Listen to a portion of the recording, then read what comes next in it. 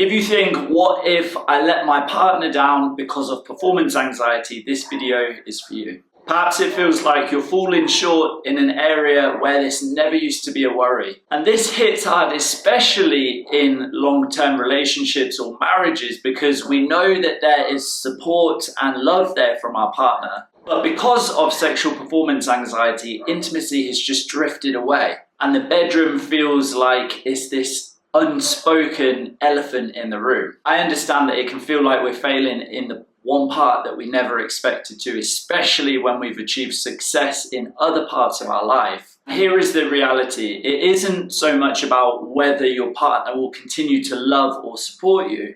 This is about regaining your own confidence and breaking out of the performance anxiety loop. So in this video, I'm going to share 3 steps that you can start using today to help you get a handle of this and get your confidence back in the bedroom. So let's start with, what is your partner, what is our partner really thinking? Most of the time, they're not actually thinking less of us, even though words can sometimes come out in exchanges because, of course, a lot of frustration and tension on both parts can build up around this. But most of the time, they're not actually thinking less of us. And in fact, they're likely more confused about this, maybe even blaming themselves to a degree, wondering, is it because of me? Am I not attractive anymore? And that in itself can make us feel guilty. So I want to repeat, it's not so much that they think we are letting them down. Yes, they are confused and have questions around this. But by thinking that we are letting the other person down, this piles the pressure on. Imagine being an Olympic boxer, and every time we step into the ring is to defend our Olympic title. That's how performance anxiety in the bedroom can feel like, that we're constantly having to fight for something, to prove something to our partner or to prove something to ourselves. And so either we try and push and force ourselves in the moment, and in which case things generally don't go to plan, or we avoid intimacy, and sometimes weeks, months, even years can go past, but we avoid it because we feel like we don't want to let the other person down and we don't want to experience embarrassment or feeling awkward in the bedroom. And so over time, avoiding intimacy in a way becomes easier, something that feels better to do compared to sex, which is crazy when we think about it, right? Something that we used to love can turn into something that feels like our biggest worry. But that's normal when we're experiencing performance anxiety. If you have ever felt this way, or if you have specific questions about your situation, I know this topic can feel difficult and at times awkward to discuss. I've set up a live chat where you can message me directly that's private, without the concern of having to meet somebody face to face or doing video calls. In the comments below in this video, you'll see a link to that live chat.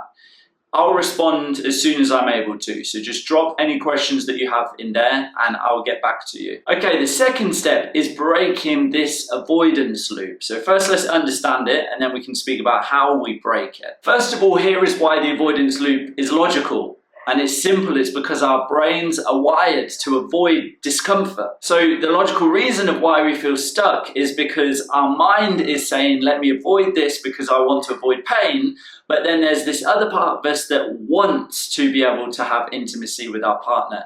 And so we feel stuck in this, like a tug of war, back and forth, back and forth. And the reality is, over the long term, especially in a relationship or a marriage, this leaves a void.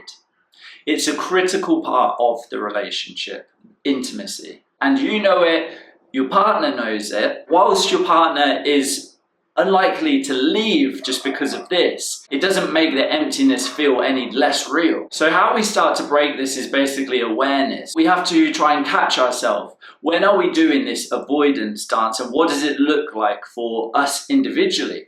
For example, it might be that you change the subject when intimacy comes up, or you feel like your partner is making a move, even if it's just a subtle movement, and we get up off of the sofa quickly, or we go to bed later saying that we have work, or I'm just going to watch the program, or whatever it may be, to avoid intimacy, or we get up in the morning and quickly jump out of bed.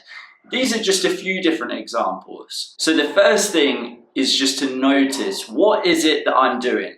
What is it that we're doing to avoid intimacy. Third step is taking action even when this feels scary. Because we have two choices ultimately. One is to stay in this lounge of feeling sorry for ourselves or wondering about what if it happens again the next time? Or we do something different. You may feel like you're doing something different right now just by watching this video, which you are, but that only takes us part of the way.